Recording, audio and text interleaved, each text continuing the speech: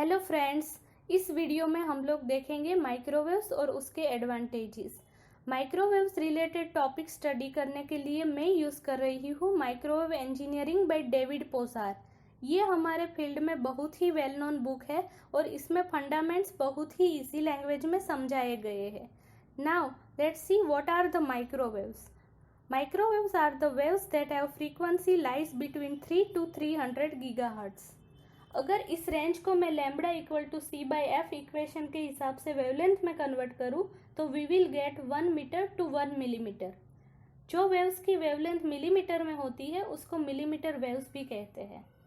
अब इलेक्ट्रॉनिक्स में हम लोग नेटवर्क रिलेटेड प्रॉब्लम सॉल्व करने के लिए स्टैंडर्ड नेटवर्क थियरी का यूज़ करते हैं, but in case of microwaves we cannot directly apply standard network theory. इसके पीछे का रीज़न ये है कि lump circuit element approximation of circuit theory is not valid at high RF और माइक्रोवेव फ्रीक्वेंसी। इतनी हाई फ्रीक्वेंसी पे microwave components as a distribute element work करते हैं, जहाँ पे वोल्टेज और करंट का फेज डिवाइस के फिजिकल एक्सटेंट के साथ सिग्निफिकेंटली चेंज होता रहता है। इसीलिए हम माइक्रोवेव रिलेटेड प्रॉब्लम सॉल्व करने के लिए मैक्सवेल्स इक्वेशन का यूज़ करते हैं। अब पूरे माइक्रोवेव बैंड को इस टेबल में दिखाए गए अल्फ़ाबेट्स के हिसाब से डिवाइड किया गया है और ये डिवीज़न किया है। अब देखते हैं माइक्रोवेव्स के एडवांटेजेस। फर्स्ट एडवांटेज है लार्ज बैंडविड्थ। माइक्रोवेव्स की इस प्रॉपर्टी की वजह से हम लोग एक साथ large amount of information transmit कर सकते हैं। सेकंड एडवांटेज है हाई गेन। ये रेडिएटेड पावर का इक्वेशन है जिसमें वेवलेंथ रेडिएटेड पावर के इन्वर्स में है। इसका मतलब हुआ कि रेडिएटेड पावर फ्रीक्वेंसी के साथ इंक्रीज होगा। Next advantage is power requirement in microwave communication is very low. In case of microwave communication, fading effect is also very less.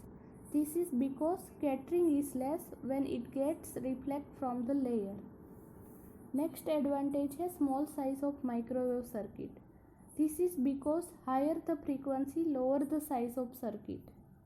Microwaves की बीम विड्थ बहुत ही कम होती है, इसीलिए उसका use long distance communication like satellite communication में होता है। अब लॉन्ग डिस्टेंस कम्युनिकेशन के लिए कॉमन एंटेना है parabolic reflector, and for this antenna beam width is given as be equal to this. Now consider a frequency F equal to 300 megahertz. So इसके लिए lambda मिलेगा 1 metre and suppose beam width is 100 degree. सो ऊपर की equation का use करके diameter मिलेगा 1.4 metre. अब second case में सपोज फ्रीक्वेंसी है 30 गीगाहर्ट्ज, तो उसके लिए लैम्बडा बनेगा 0.01 मीटर और बीम विड्थ सेम है 100 डिग्री, तो उसके लिए डायामीटर मिलेगा 0.014 मीटर। सो इसके ऊपर से हम लोग देखें ये दोनों की कंपैरिजन करके तो we can see that diameter decreases 100 times as the frequency increases 100 times. Microwaves का लास्ट एडवांटेज है हाई डायरेक्टिविटी।